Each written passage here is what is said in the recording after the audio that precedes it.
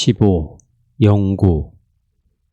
기도 안에서 수행되는 신학 작업은 아래에서 위로 수직으로 진행하는 인간의 내적인 영의 운동이다. 그러나 연구하는 신학 작업은 외적이고 수평으로 진행되며 인간의 정신 그리고 육체적이라고는 할 수 없지만 영혼과 몸의 운동이다. 신학 작업은 오직 양쪽 구성 요소에 분리될 수 없는 통일성 안에서만 수행될 수 있다. 연구 없는 기도는 공허하다. 기도 없는 연구는 눈먼 것이다. 우리는 이제 신학 작업을 연구라고 이해할 수 있다. 연구는 우리의 관심사 안에서는 다음에 한 특정한 노력을 뜻한다. 그것은 한 당사자 혹은 다른 사람들에게 주어진 삶의 과제를 추구하면서 진지하고 열정적으로 열심히 활동하는 노력이다. 연구자는 자신의 고유한 추진력과 충동에 의해 움직이면서 자유로운 성향과 욕망을 가지고 그 삶의 과제에 대답을 얻으려는 시도에 수고스러운 작업을 통해 참여한다. 이제 누가 연구자인지 아닌지, 특별히 신학의 연구자인지 아닌지의 과제가 생긴다. 연구자와 다른 사람들에게는 성서가 증거하는 그리고 모든 시대와 지역의 성도들의 공동체 안에서 선포되는 하나님의 사역과 말씀이 제시되며 그에게는 복음을 통한 한 특정한 삶의 과제가 제시된다. 그 삶의 과제가 그에게 제시되지 않았다면 혹은 그가 그 과제를 다른 사람들의 과제, 예를 들어 철학자, 역사가, 심리학자의 것과 혼동하거나 호환한다면 그는 어떻든 연구자이기는 하지만 신학의 연구자는 될 수 없다. 또한 그가 연구자가 아니라면, 즉 위에서 열거했던 특징적인 내적 동인을 가지고 저 과제로 향하지 않는다면 이때도 그는 신학의 연구자가 아니다. 게으른 연구자는 신학자로서도 전혀 연구자일 수 없다. 계속해서 유익하게 고려될 수 있는 두 가지 초보적 문제를 먼저 제시해 보겠다. 첫째, 신학적 연구 그리고 저 내적 동의는 인생이 거쳐가는 여러 단계 중 어떤 특정 단계에서의 일거리가 아니다. 신학 연구의 형식은 세월의 흐름에 따라 조용히 바뀔 수 있고 또 바뀌어야 한다. 우리는 죽을 때까지 신학자여야 한다. 노년의 슐라이어 마허도 자신이 여전히 신학자라는데 동의했다고 한다. 그렇지 않은 사람은 과거에도 신학자가 아니었던 셈이다. 다른 한편으로 우리는 목사라는 직업을 위한 시험 준비로 신학을 공부해서는 안 되며 또 대학 교수의 진로를 내다보며 학위를 취득하려고 신학을 공부해서도 안 된다.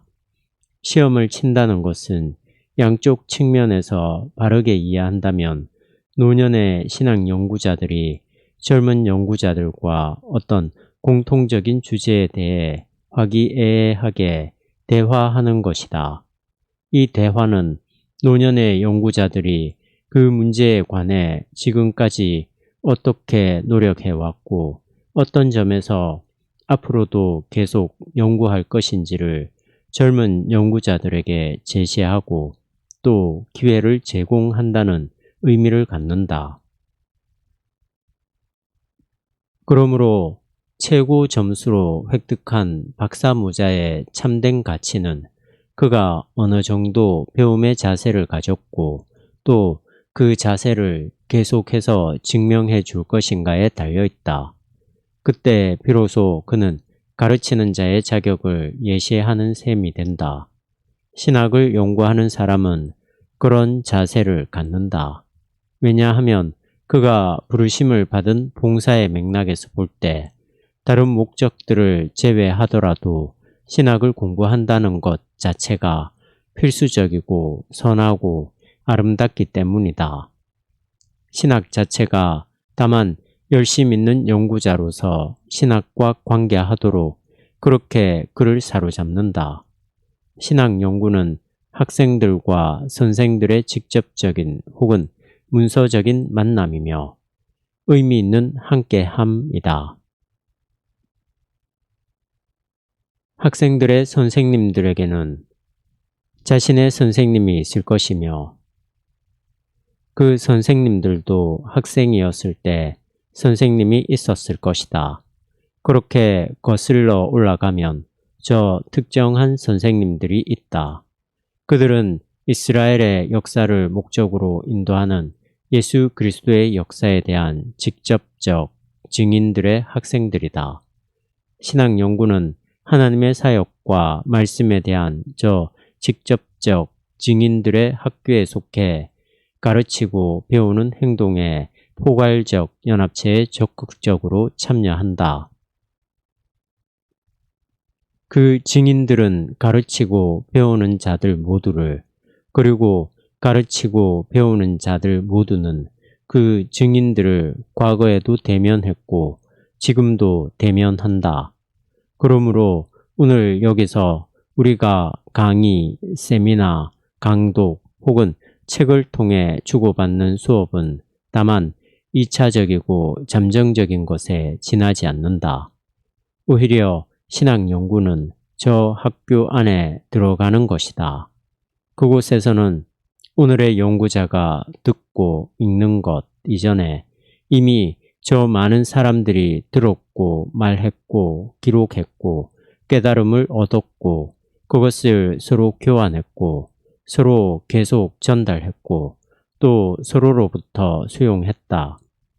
신학 연구는 최종적, 결정적으로는 성서의 증거 안에 있는 그것들 전부의 원천과 규범으로 인도되는 것이다.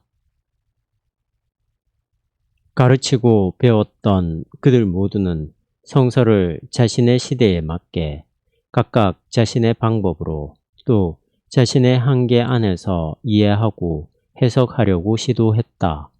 신학을 연구한다는 것은 저 모든 앞서 갔던 연구자들과 논쟁하기보다는 오히려 의기투합하는 쪽으로 자신을 개방하는 것이며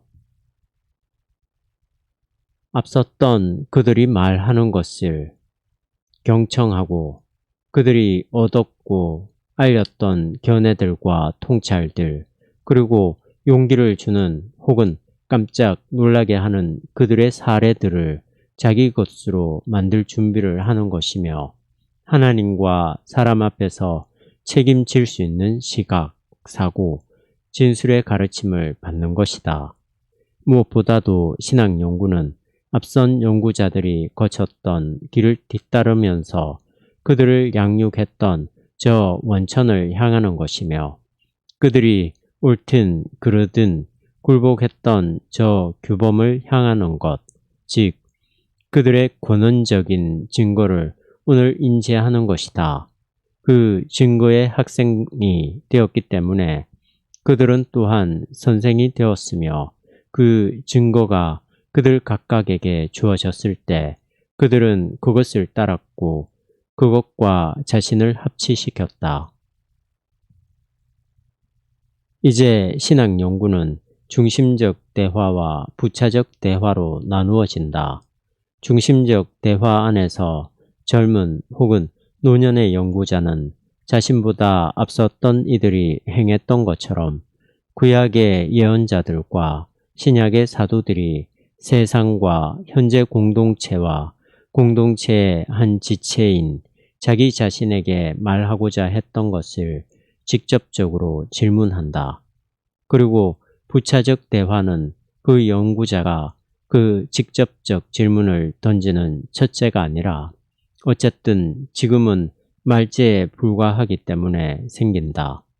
부차적 대화 안에서 그 연구자는 자신보다 앞섰던 고대, 근세, 그리고 최근의 신학적 인물들을 통해 지금 그가 기대하는 대답에 관련된 앞선 이들의 성서 주석과 교의학을 통해 그들의 역사적, 실천적 연구들을 통해 필요한 가르침과 연구 과정에 주어지는 경고들을 간접적으로 받는다. 여기서 누가 부차적 대화를 중심적 대화라고 여긴다면 많은 나무들 앞에서 숲을 못 보는 셈이 될 것이며 많은 교부들, 학자들, 종교개혁, 그리고 무엇보다도 현대신학자들의 음성들 때문에 성서 안에 하나님 계시의 울림을 듣지 못하는 셈이 될 것이다. 다른 한편 어느 누구도 스스로 중심적 대화를 이끌 수 있고 그래서 교부들과 형제들과의 부차적 대화는 불필요하다고 여길 정도로 자신이 재능이 있고 영리하고 현명하다고 자처해서는 안 될 것이다. 신학 연구가 저 중심적 대화와 부차적 대화 안에서 진행될 때 양쪽 대화는 지속적으로 올바르게 구분되어야 하며 그러나 또한 올바르게 결합되어야 한다는 것은 두말할 필요도 없다. 여기에는 깨어있고 날카로운 주의력과 조심성이 요청되는데 그 주의력과 조심성을 어느 정도 얻고 그것과 함께 작업하려고 할 때 인생은 너무도 짧게 느껴질 것이다.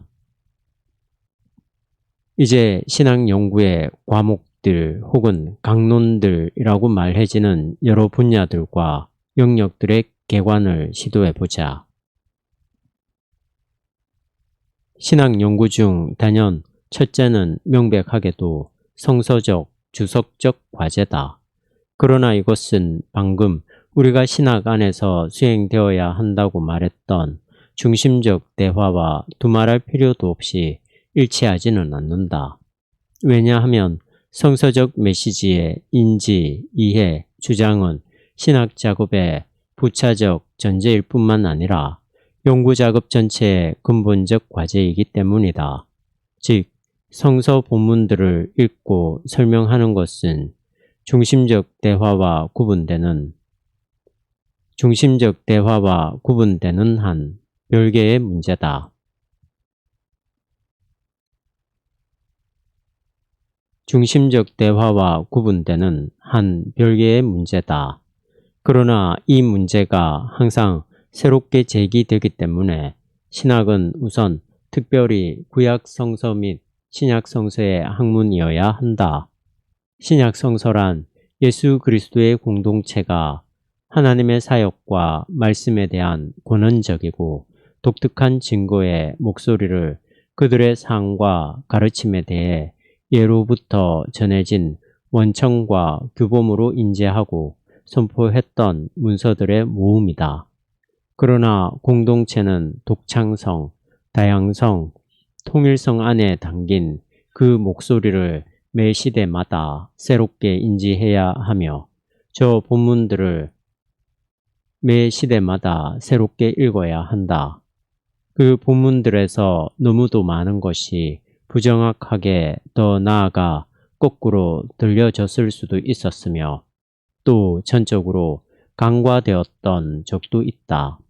그러므로 성서신학적 학문은 그 본문들 안에 기록된 것 그리고 그 기록된 것들이 말하는 것을 언제나 새롭게 선입견 없이 세심하게 밝혀야 한다.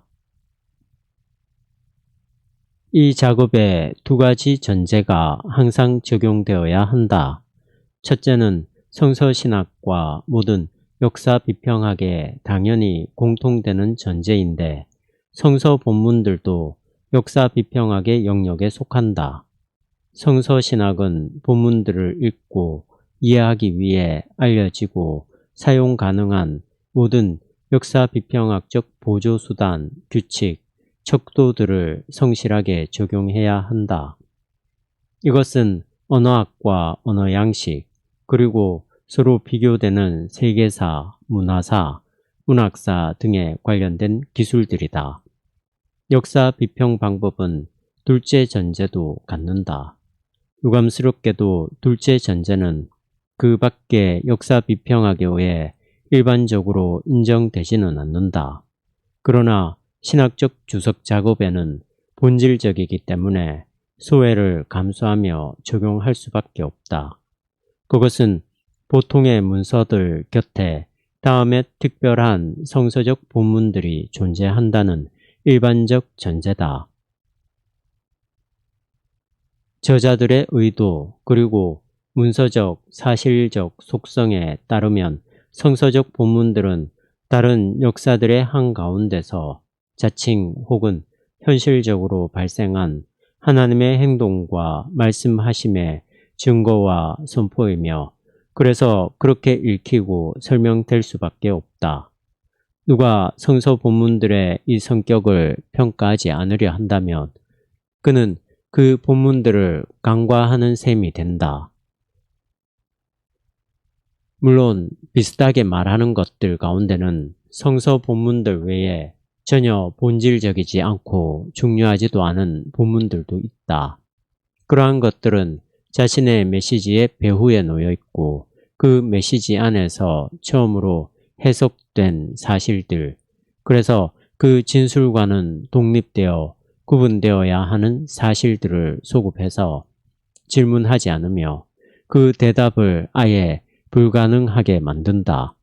또 본문의 진술이 독자들을 그들이 그것을 이해했다고 한다면 독자들을 우선 불신앙에, 다시 말해 가볍거나 혹은 다소 날카로운 회의에 부딪히도록 하는 것도 있지만 그러나 그와 달리 독자들이 믿음을 발견하게 되는 본문들도 분명히 있다. 냉정한 역사 비평학의 판단에 따른다고 해도 그와 같이 순수하게 캐리그마적인 오직 캐리그마적으로만 적절하게 해석될 수 있는 본문들이 왜 없겠는가? 성서신학적 학문은 그러한 본문들이 실제로 존재하며 그것들이 특별히 신구약 성서와 관련이 있다고 전제한다. 이 본문들이 말하고자 하는 것은 다른 본문들처럼 우선은 객관적으로 알려지지만 그러나 오직 불신앙의 안이유 혹은 본문의 의미에 상응하는 믿음의 이해와 함께 이해될 수 있다. 그렇기 때문에 이 본문들은 이러한 캐리그마적 성격을 계속 고려할 때만 적절하게 설명될 수 있다. 성서신학은 어떤 공허한 공간 안이 아니라 오직 예언자적, 사도적 증거를 통해 근거된 예수 그리스도의 공동체에 봉사하면서 작업한다. 그렇기 때문에 성서신학은 예언자적, 사도적 증거를 만나게 될 것이라고 기대하면서 그 본문들에게 다가간다. 기대 그 이상은 아니지만 그 이하도 아니다. 그렇게 다가갈 때 성서신학은 소위 해석학적 순환 안에서 다음 질문에 전적으로 열려 있어야 한다. 그 기대는 어떤 형태 혹은 어떤 구체적 진술 안에서 과연 성취될 수 있을 것인가? 그리고 본문들이 공동체를 위해 보유하고 있는 그 탁월한 영광은 과연 확증될 수 있을 것인가? 그러나 교의학적 주석, 이것은 처음부터 그 기대를 금지시키고 처음부터 저 기대의 성취를 불가능하다고 설명하는 경직된 교의를 거부할 때만 가능하다. 성령론적 주석, 주석자가 자칭 성령을 받았다고 하면서 성서를 좌지우지하려고 하는 한 그것은 틀림없이 불가능하다. 그러나 주석자가 성서 자체로부터 근거되는 자유를 취할 때 성서 안에서 들을 수 있는 성령의 자기 증거를 본문에서 최종적, 결정적으로 진지하게 질문할 때 그것은 성령론적 주석이라고 말할 수 있다. 신학의 둘째 과제는 앞에서 신학이 수행하는 부차적 대화라고 말했던 것과 특별히 관계가 있으며 이것 없이는 성서 주석과 다른 신학적 영역의 연구도 실행될 수 없다. 그것은 교회사 연구다. 교회사는 역사 안의 교회들의 이론적, 실천적 삶의 표현들과 신앙 고백들, 또 그들의 신학을 연구한다. 그리고 또 예언자들과 사도들의 시대로부터 공동체적 삶의 근본 요소였던 그리스도교적 인식을 간직한 역사의 길을 연구한다. 의심의 여지 없이 그 역사 전체는 세속사이고 세계사이며 그래서 이것들과 동일한 방식으로 연구될 수 있다. 그러나 마찬가지로 의심의 여지 없이 그 역사는 특별한 주제들에 의해 형성된, 다시 말해 바로 그 역사의 기원이 되는 성서적 메시지에 의해 형성된 세계사의 한 부분이다. 그 역사는 신앙과 불신앙의 역사이며 잘못된 신앙과 미신의 역사이며 예수 그리스도의 선포와 부인의 역사이며 복음의 왜곡과 갱신의 역사이며 예수 그리스도께 대한 순종을 그리스도교가 수행하기도 했지만 공개적 혹은 비밀리에 거부하기도 했던 역사다. 그때마다의 개별 공동체가 무리를 이루고 또 스스로 그 일원이 되었던 성도들과 죄인들의 그 큰 연합 공동체의 관점에서 볼 때 교회사, 교리사, 신학사는 필연적으로 신학적 연구의 대상이다. 이 연구가 성과를 내기 위한 두 가지 조건이 있다. 첫째는 연구자의 눈이 저 거대한 사건의 세부 요소와 함께 움직일 수 있는 애정으로서 열려 있어야 하고, 그래서 그 사건의 빛과 그림자들 중 어느 것 하나도 놓쳐서는 안 되며 모든 것을 꿰뚫고 그 사건의 가장 구체적인 주제를 흔들림 없이 응시해야 한다는 것이다. 만일 누가 이 주제를 알지 못하고 또 염두에 두지 않는다면 어떻게 교회사를 이해하고 서술할 수 있겠는가? 둘째 조건은 고트프리트 아놀트의 편견 없는 교회와 이단의 역사라는 멋진 프로그램을 아놀트 자신보다 우리가 더 잘 실행해야 한다는 데 놓여 있다. 그는 그 시대까지 보통 사용되던 방법을 역전시켜서 이단에 반대하면서 교회를 옹호하는 것이 아니라 교회를 반대하면서 이단의 편을 들었다. 신학적 역사학은 세상을 심판하려고 해서는 안 되며 주님의 첫 재림, 부활과 마지막 재림 사이에 중간 시대에 있는 공동체의 역사를 자신이 선택한 철학적 이념을 해결의 실마리로 삼아 정복하려고 해서도 안 된다. 그것은 특별히 저 훌륭한 페르디난트 크리스티안 바우르의 시도였다. 오히려 신학적 역사학은 다음을 순전하게 보고 제시해야 한다. 그 역사 안에서 모든 육체들은 풀과 같고 풀의 꽃과 같으며 모든 것은 거대한 지나가는 것에 불과하다. 그러나 그 모든 것이 권원에서 목적으로 나아갈 때 죄의 용서의 약속이 없지 않으며 육신의 부활의 희망이 결코 없지 않다. 이것은 과거의 그때에도 그러했고 오늘에도 마찬가지다. 신학적 역사학은 즐거워하는 자와 함께 즐거워하고 우는 자와 함께 울면서 역사의 한 곳을 전적으로 칭송하거나 어떤 다른 곳을 전적으로 실격시키는 일을 침착하게 거부하며 우리보다 앞서 살았던 그 사람들이 생각했고 말했고 만들어냈던 것 자체가 스스로 말하도록 허용해야 한다. 신학적 역사학은 연구하고 깨닫게 되면 될수록 미래를 향해 나아가는 현재 공동체의 모음, 건립, 파송에 2차적, 보조적으로 더 많이 봉사한다. 이렇게 신학은 교회사의 관점에서도 공동체에 도움이 되어야 한다. 신학의 주요 과목 중 셋째는 소위 조직신학이다. 조직신학은 그 분야의 주제인 교의학과 윤리학을 연구할 때 어떤 경우에도 한 특정한 개념을 기초로 전개되는 그리스도교적 진리의 체계를 건립하거나 선포하려고 해서는 안 된다. 그렇게 할 때 조직신학은 나무로 만든 철에 불과할 것이다. 공동체를 통치하는 것은 어떤 개념 혹은 어떤 원칙이 아니라 오직 성서가 증거하는 그리고 성령을 통해 살아 운동하는 하나님의 말씀이다. 이제 하나님의 말씀은 자신을 향하는 학문 안에서 다만 성서 연구를 통해서 그리고 앞선 시대의 인식들과의 대화를 통해서 연구되고자 하지 않는다.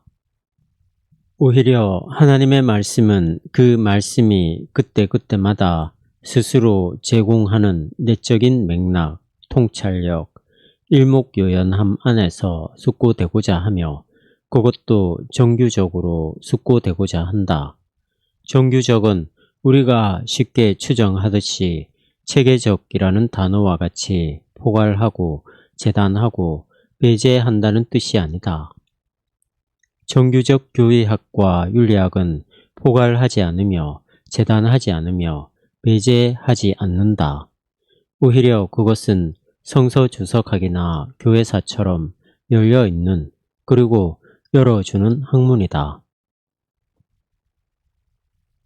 말하자면 정규적 교의학과 윤리학은 작업하는 현재 매 순간에 하나님의 말씀에 대한 미래적 숙고를 기대하고 희망하는데 미래적 숙고는 각각의 현재 가능한 것보다 더 나을 수 있으며 더 충실하고 보편적이고 심층적일 수 있다. 또 정규적 교의학과 윤리학은 하나님의 말씀을 어떤 시대에 일반적으로 인정된 철학에서 얻는 척도에 따라 혹은 각각의 시대마다 유효하다고 공표되는 교회 지도부의 소원, 요구, 명제의 어떤 척도에 따라 숙고하거나 해석하지 않는다. 오히려 정규적 교의학과 윤리학은 각각의 시대에 다음과 같이 작업한다. 그것은 하나님의 말씀을 숙고하면서 그 말씀 자체가 처방하는 질서, 형식, 기술, 목적성 등을 굳게 붙들며 바로 이 질서를 자신의 시대 내지는 그 시대의 공동체의 인식의 길에 제시하고 적용한다. 정규적 교의학과 윤리학은 자유롭게 사고하며 공동체에게도 하나님의 말씀을 통해 각각 주어지는 자유 안에서 마찬가지로 자유롭게 사고하고 진술하라고 요청한다. 소위 조직신학의 목표는 바로 그 정규적 질서의 끊임없는 새로운 인식이며 그 질서에 근거된 자유의 획득, 유지, 확산이다. 그렇기 때문에 신학은 조직신학적 과제에 몰두할 때에도 여전히 공동체 안팎을 위한 봉사다. 신학은 공동체의 선포가 실행해야 하는 표현들의 적절성에, 즉 그 표현의 적절한 갱신, 순화, 집중, 상세화에 봉사한다. 마지막으로 실천신학은 명칭이 말하는 것처럼 공동체의 실천, 즉 선포로 건너가는 학문이다. 우리가 실천신학을 제일 마지막에 언급하는 것은 슐라이어 마허처럼 그것이 신앙 연구의 왕관을 쓰고 있기 때문이 아니며 혹은 그것을 다른 신학 과목들에 대한 임의의 부록으로 하려는 것도 아니다. 인간적 노력의 관점에서 본다면 여기서도 우리는 외곽에 있는 셈이지만 그 노력의 대상에서 본다면 여기서도 다른 신학 과목들과 마찬가지로 문제의 중심에 있다. 실천신학의 특별한 문제 영역은 언어 사건이다. 오늘날 사람들은 이 단어를 폭탄 퍼붓듯 쏟아내면서 대단히 부적절하게도 그것이 주석과 때로는 교의학의 근본 문제라고 주장하곤 한다. 그러나 이곳, 즉 실천신학 안에서 언어 사건은 자기 자리를 찾는다. 여기서 질문은 다음과 같다. 성서와 교회사 안에서 증거되어 알게 된 그리고 현재 자기 제시 안에서 숙고되는 하나님의 말씀에 대해 어떻게 인간의 말이 공동체 안에서 그리고 공동체를 통해 공동체주의의 세상에 봉사할 수 있는가? 그러므로 실천신학은 어떻게 말씀의 선포자가 이러저러한 사람에게 가까이 다가가서 하나님의 말씀을 그들에게 도달하도록 만드는가 하는 호황된 질문에 관계되지 않는다. 오히려 하나님의 말씀은 그 자체의 고유한 자유와 능력 안에서가 아니면